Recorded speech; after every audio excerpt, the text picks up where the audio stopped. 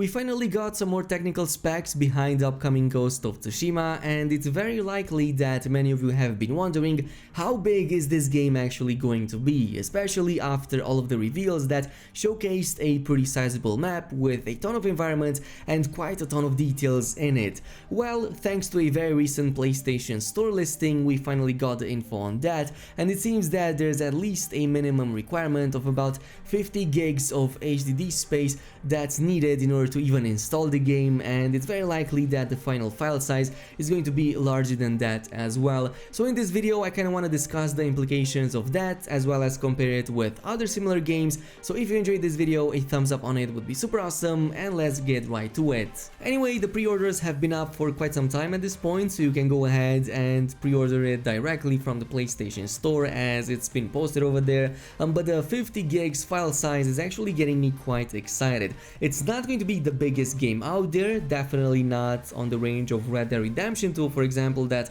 really broke records when it released in 2018, at least in terms of file size, but 50 gigs is actually going to put it in the top 10 biggest games released on the PS4 this generation. And this is, by the way, for the listed requirement, as most of the games out there actually end up with slightly larger file sizes when getting fully installed. So it's very likely that, just like in the case of Red Dead Redemption 2 that got a listing of 99 gigs but ended up with about 107 when fully installed, in this case Ghost of Tsushima might end up with about a 5 to 10% difference, give or take, and occupy a little bit more on the disc. Now, comparing this with other games of similar file sizes, we had Witcher 3 in 2015 that listed a similar requirement of about 50 gigs disk space, and you have to keep in mind that Witcher 3 had and still has one of the biggest game worlds from the entire generation, yet still retaining quite a lot of detail to it. It was always a breeze to explore the world of Witcher 3,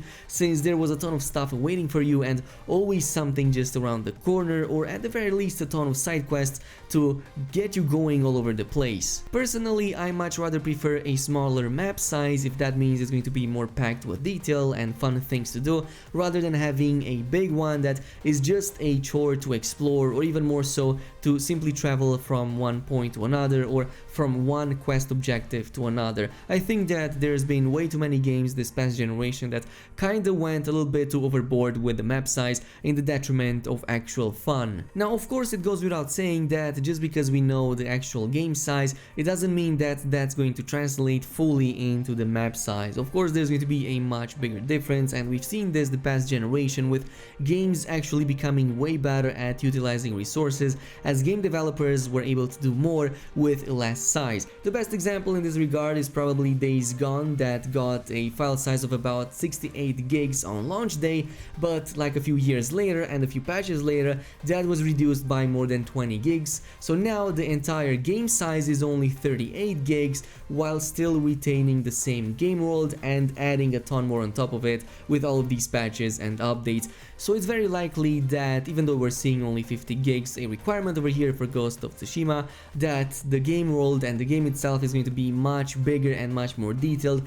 than other games of comparable sizes from a few years ago. Heck, even Horizon Zero Dawn only had like 40 gigs of file size, yet it still had a huge world back then with a ton of details and a ton of stuff to do in it. Of course, there's also the question of quality over quantity. I think that most people are more inclined to favor quality over quantity, and I think that the best example for that was God of War on the PlayStation 4. Of course, it had a pretty sizable world, but it wasn't like fully open world or anything. It was a series of maps connected to one another, and this didn't stop it from being a complete masterpiece. It didn't stop it from winning the Game of the Year back in 2018, and it's definitely one of the best experiences you can have right now on the PlayStation 4. So I think that quality will always speak for itself, and again, as I've said in the beginning part of the video, it's better to have a smaller world with more quality and more detail to it than a large open area that just makes it tedious for you to travel from one point to another. Anyway, what does this mean in terms of actual numbers? As I'm sure many of you out there would be wondering, how would the map of Ghost of Tsushima stack up against other similar open world games? Well, thanks to the awesome folks over on Reddit that I'm going to link their threads in the description down below, So we do have some rough calculations, and apparently it seems that somebody went over the actual size of the real Tsushima Island and compared it with what we had in the gameplay reveal a few days ago, and the result is about 50 square kilometers, give or take, for the entire map, though do take this with a grain of salt since these are just rough calculations based on only like a quarter of the map, so they might be far off from the real map size. It might be much bigger than that, but even 50 square kilometers is not too shabby. If we were to compare this with, for example, Red Dead Redemption 2, which had quite a sizable map that required quite a ton of,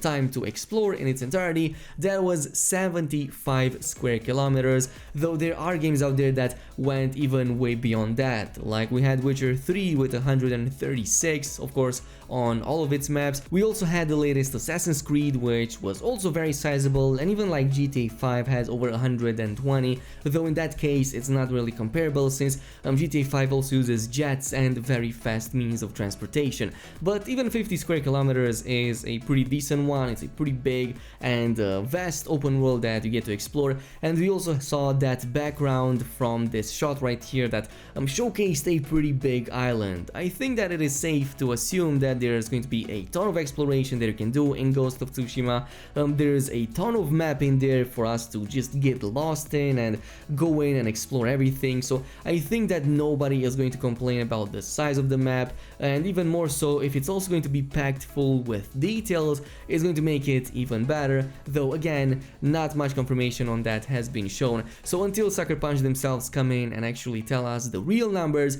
this is the closest we can get to actual numbers. But this is pretty much it. Of course, let me know down below what's your preference in terms of map sizes. Do you prefer something much larger that lets you go wild with the exploration and just lose yourself in it, or do you prefer something more packed with a lot more details and more reasons to keep you exploring? Leave your comment down below, and as always, also don't forget to subscribe and activate that notification bell, and I will see you guys in the next one.